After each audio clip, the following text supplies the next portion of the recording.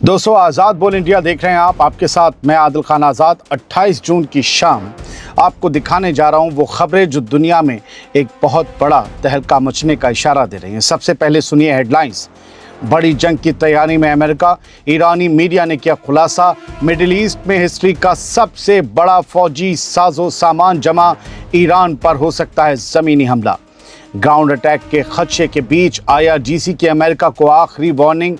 कहा धोखेबाज है अमेरिका। सीज फायर तोड़ा तो पहले से कहीं भयानक होगा हमला। जितनी हैवी थी हेडलाइंस उससे ज्यादा हैवी होंगी खबरें। सबसे पहली खबर तो सबसे बड़ा इशारा दे रही है।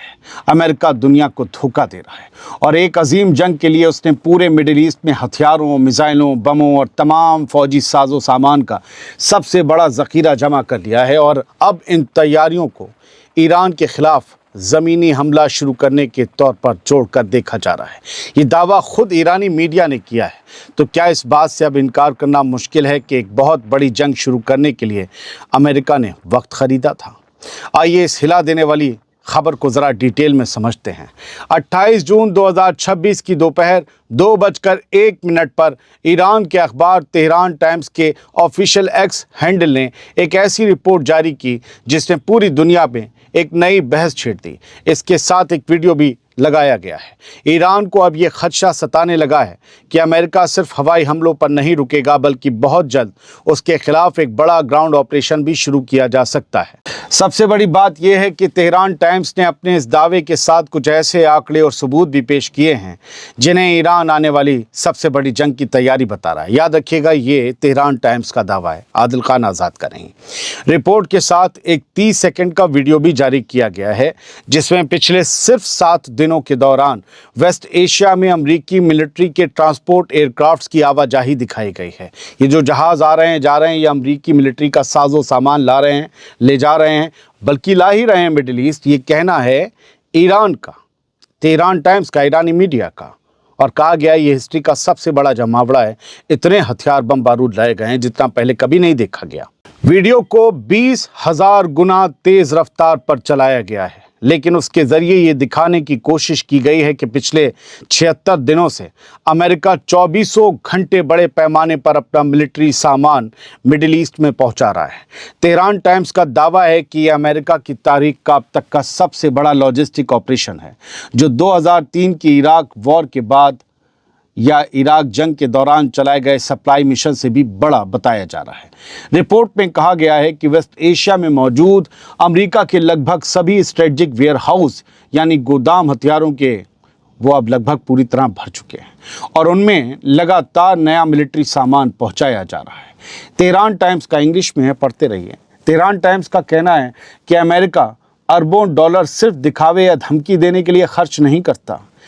समझ रहे हैं? ईरान का दावा है कि इतनी बड़ी तैयारियां इस बात का इशारा हैं कि अमेरिका किसी भी वक्त प्रीएम्प्टिव स्ट्राइक कर सकता है और उसके बाद ईरान के खिलाफ एक बड़े ग्राउंड ऑपरेशन की शुरुआत भी हो सकती है, ज़मीनी हमले की भी शुरुआत हो सकती है। ईरान का मीडिया इस बात का खदशा जता रहा है। हालांकि दोस्तों, ये पूरा दावा तेहरान टाइम्स की रिपोर्ट पर बेस्ड है। अमेरिका की तरफ से अब तक ऐसी किसी ग्राउंड ऑपरेशन या ज़मीनी हमले की तैयारी की ऑफिशियल तस्दीक नहीं की गई है, लेकिन ईरान का ये अंदाज़ा सही निकला तो वेस्ट एशिया एक ऐसी जंग की तरफ बढ़ सकता है जिसका दायरा पहले से कहीं ज़्यादा बड़ा होगा, तबाही का स्केल भी बड़ा होगा। ग्राउंड ऑपरेशन अमेरिका के लिए भी आसान नहीं होगा, लेकिन तबाही जो होगी वो आप सब समझ सकते हैं।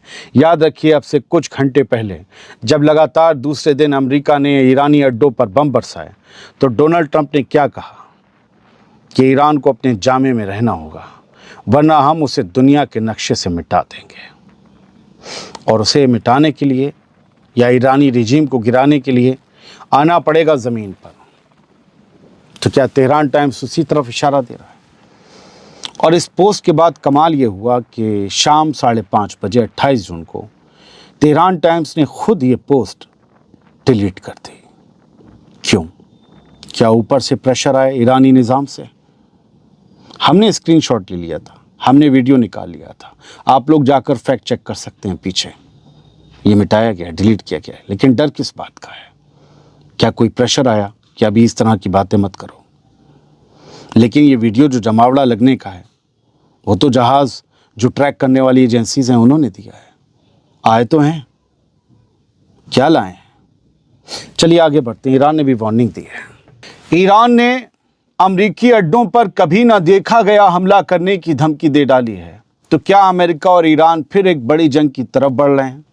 ये सवाल अब पूरी दुनिया को परेशान कर रहा है, क्योंकि स्ट्रेट ऑफ हॉर्मुज़ से लेकर गल्फ तक हालात लगातार बिगड़ते दिखाई दे रहे हैं।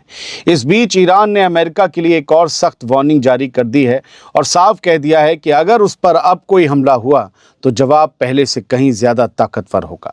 28 जून की शाम को IRGC के स्पोक्समैन हुसैन मोहिबी ने कहा कि ईरान को पहले से अंदाज़ा था कि उसका दुश्मन अपने वादों पर कायम नहीं रहेगा, वो धोखा देगा। उन्होंने कहा कि अमेरिका ऐसा दुश्मन है जो अपने कमिटमेंट्स, अपने वादे तोड़ता है, धोखा देता है और उस पर भरोसा नहीं किया जा सकता।